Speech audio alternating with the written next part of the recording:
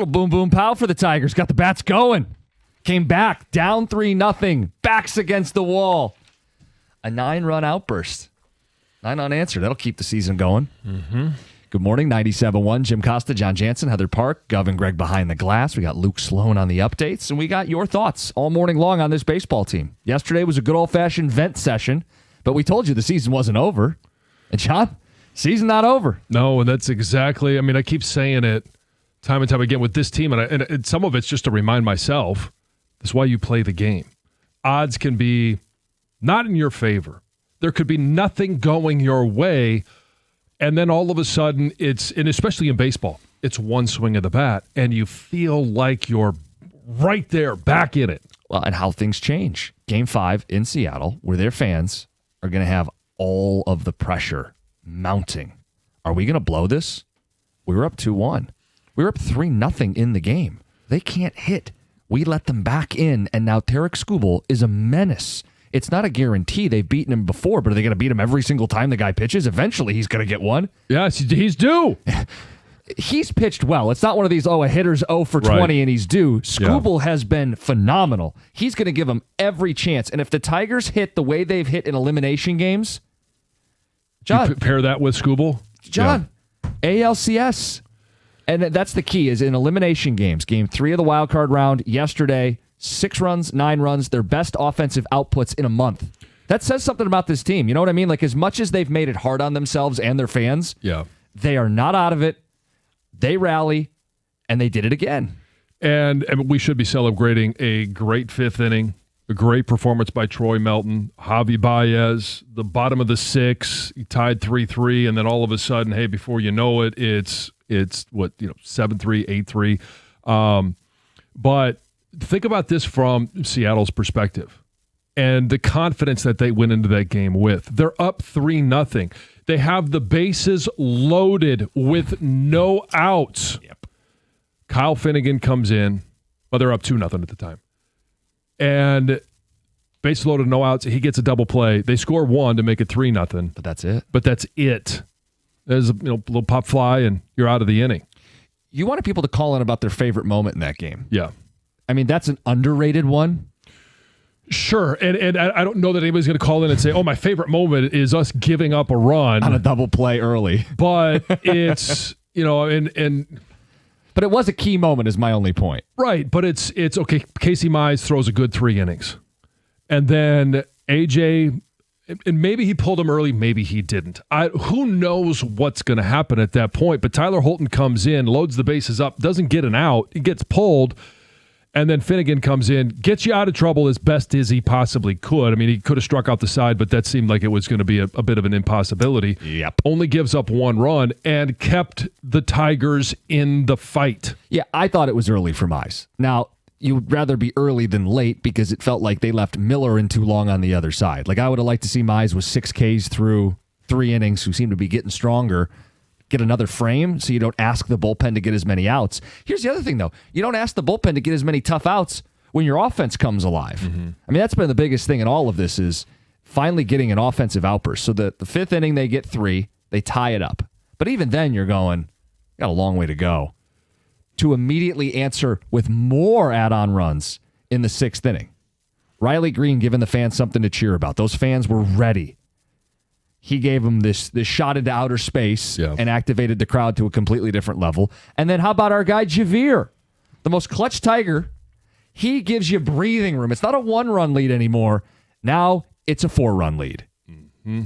So you could pick from any of the moments. To me, it was Javi, because Javi, that was the moment I felt they were winning the game. Anything before that was going to be tense and tight. Javi busted the game wide open. Well, they get to 5-3, and you're thinking that the 6th inning is going to be this offensive explosion, that they are going to continue to add on runs, and no outs, you still got runners on base, but then McKinstry gets picked off of first.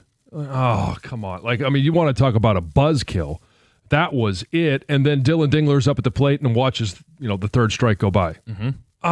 2 outs. It's kind of that, hey, we're missing that opportunity. We're not capitalizing as much as we possibly could. And then Perez doubles. And then up walks Javier Báez. And he has been clutch. He was clutch early in the season, Javier Báez. He was clutch early in the season by stepping in at center field. His bat was, that's a whole Javier became a thing. He was an all-star. Second half of the season, much like the rest of the lineup, just dead. And then the playoffs happened. And he has been that guy throughout the course of the playoffs where you're looking at it going, well, if Javier Báez is your best hitter, you're really up, S Creek. But he has been that guy. He's batting .346 in the playoffs. He's been there every step of the way, and he comes through in one of the biggest clutch moments. And I love what he said after the game about boos. Like, Javi's been through it. I mean, he's been booed in Chicago and in New York and here in Detroit. And he said, I don't mind the boos. I've heard boos my entire career. Quote, I feel like that's the desire that the fans want to have us have success. And you have to let the fans be fans. We won the game. That's what really matters. Mm-hmm. He gets it, dude. It's because people care. People don't boo you if they didn't care. They care. And now they're cheering and chanting his name because he's delivering. Mm-hmm. That was a majestic home run. Yes. As Dan Dickerson often says. Yeah, and he hit one foul earlier. Yeah, you're right. It was both down that left field side. Yeah. Ticket text 248-539-9797. Love that the bats came alive and the players put the fickle fans like Costa in their place. Good teams find a way to win despite the haters. I think I picked the Tigers to win the series, John. You did. Okay. You did.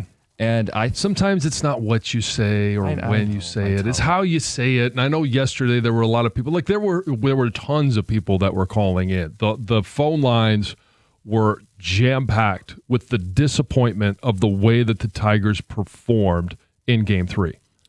And I don't think there was anything wrong with anybody calling into our show yesterday. You don't have to feel bad about it. You don't have to feel guilty about it. You felt how you felt. Yeah. You felt the way the team made you feel. Mm-hmm. And it's awesome that the team responded and gave you guys, fans, stuff to cheer about and continues the season. And it was really... And John, you and I were consistent about that. We've never wanted them to miss the playoffs or just get the season over with. No. We've said, hey, as painful as it's been, as torturous, I think was your words, it's been. Yeah. Winning is good. Keep finding ways to win. Even if it means Scott Harris gets to be smug, I would rather Scott Harris be right because it means my baseball team is achieving things they haven't done in a very long time. And there's a reason it's a 5-game series. Just because you're down 2-1, you're not eliminated. There's still an opportunity to play a game to tie it up, and there's 2 more games that you have to win it. Can you guys play the Heather Boom Boom Pow soundbite? Yeah, we can. We probably will a bunch today, given the offense that we saw yesterday at Comerica Park. Or we could just go live. We could, or we could just play the sound effect. I mean, I can say boom, boom, pow. That's all we're looking for. It's better with a little bit of music behind it. If you want the Tigers to win, Jim needs to guarantee they lose. I got bad news for you guys. I'm not guaranteeing a Game 5 loss. I feel good about the Tigers. No, but on the flip side, you're not guaranteeing a win. No, I think that would be silly. I mean... Oh, now it's silly. Really? So you're saying you've learned from past proclamations? No. Let's not get that crazy. I didn't think 15 games was going to be blown. That's crazy. He hasn't learned.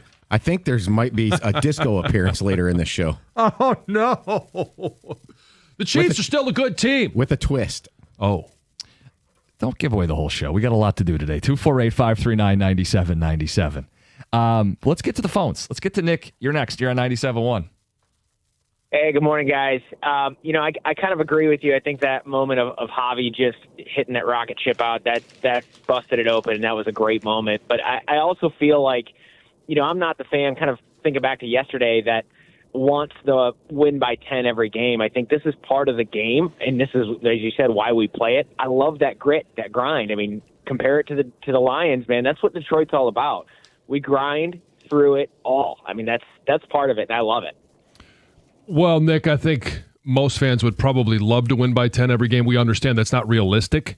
But given the option of a nail-biter or winning by the double digits, I'll take the double-digit win.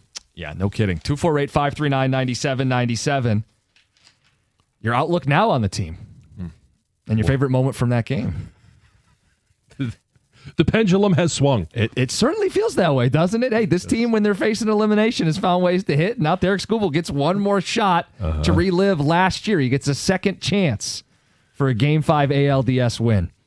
Ross Tucker at 8:02. We'll give away Red Wings tickets later in the show. It's 97.1.